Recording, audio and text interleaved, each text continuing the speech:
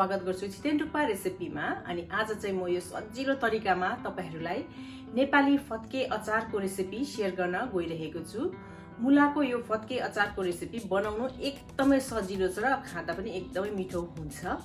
मलाई आशा छ तपाईहरुलाई अवश्य नै मन पर्छ होला भनेर रेसिपी मन परे तपाईहरुको साथी फ्यामिलीहरुसँग शेयर गरेर यो भिडियोलाई लाइक अनि च्यानलमा नयाँ हुनुहुन्छ भने प्लिज च्यानललाई सब्स्क्राइब गर्नु चाहिँ नबिर्सिदिनुस् है। यो रेसिपी बनाउनको लागि मैले 3 टेबलस्पुन तोरीको तेल लिएको छु। हाफ टीस्पुन 5 फोरन मसला, छैन भने मेथी पड्काउँदा हुन्छ। राखेको मसला राम्रोसँगले खरेपछि एउटा ठूलो प्याजलाई भुट्नु पर्छ।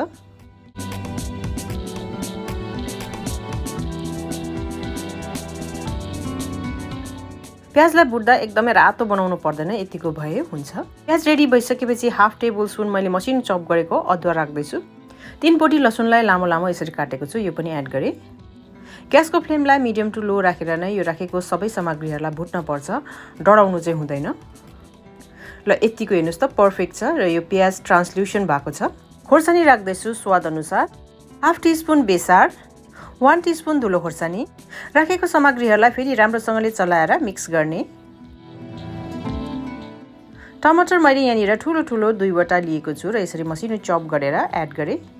अब स्वाद अनुसार नुन राख्ने। राम्रोसँगले एकपल्ट मिक्स गरिदिने।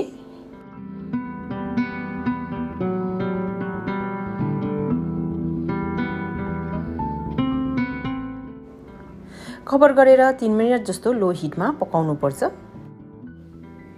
कभर गरेर पकाएको पनि 3 मिनेट भइसक्यो। अब फेरि एकपल्ट यसलाई म चलाउँदै छु।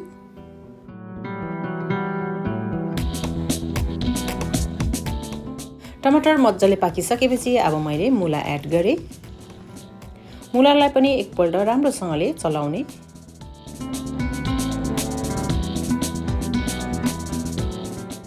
कभर गरेर मिडियम हिटमा मुला पकाउने।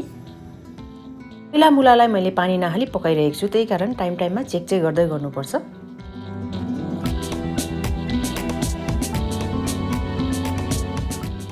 चलाइसकेपछि फेरि कभर गर्ने, फेरि अझै बेसी पकाउने र फेरि चेक गर्दै गर्नुपर्छ, बिर्सिनु हुँदैन।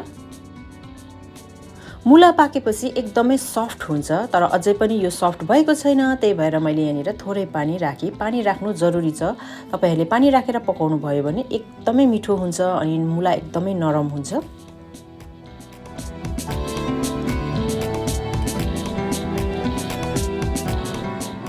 यो फत्के अचार बनाउँदाखेरि टाइम हेरिरहन पर्दैन। जबसम्म तपाईहरुको मुला एकदमै सफ्ट भएर पाक्दैन तबसम्म तपाईहरुले पकाउन सक्नुहुनेछ। मुला जति सफ्ट हुन्छ यो फत्के अचार त्यति नै मिठो हुन्छ। भातसँग तपाईहरुले तरकारीको रूपमा अथवा अचारको रूपमा तपाईहरुले खान सक्नुहुनेछ, एकदमै मिठो हुन्छ। र अब यो चाहिँ मेरो पर्फेक्टली रेडी भइसकेको छ। मुला एकदमै राम्रोसँगले पाकिसकेको छ। अन्त्यमा मैले थोरै धनिया पनि राख्दै छु। धनियालाई पनि राम्रोसँगले मिक्स गरिसकेपछि यो मुलाको फत्के अचार खानका लागि रेडी छ। कस्तो लाग्यो आजको मेरो यो रेसिपी कमेन्ट गर्नु चाहिँ नबिर्सिदिनुस्। रेसिपी मन परे तपाईहरुको साथी फ्यामिलीहरुसँग शेयर गरेर यो भिडियोलाई लाइक अनि च्यानलमा नयाँ हुनुहुन्छ भने प्लिज सब्स्क्राइब पनि गरिदिनुस्। Thank you so much for watching. Bye by.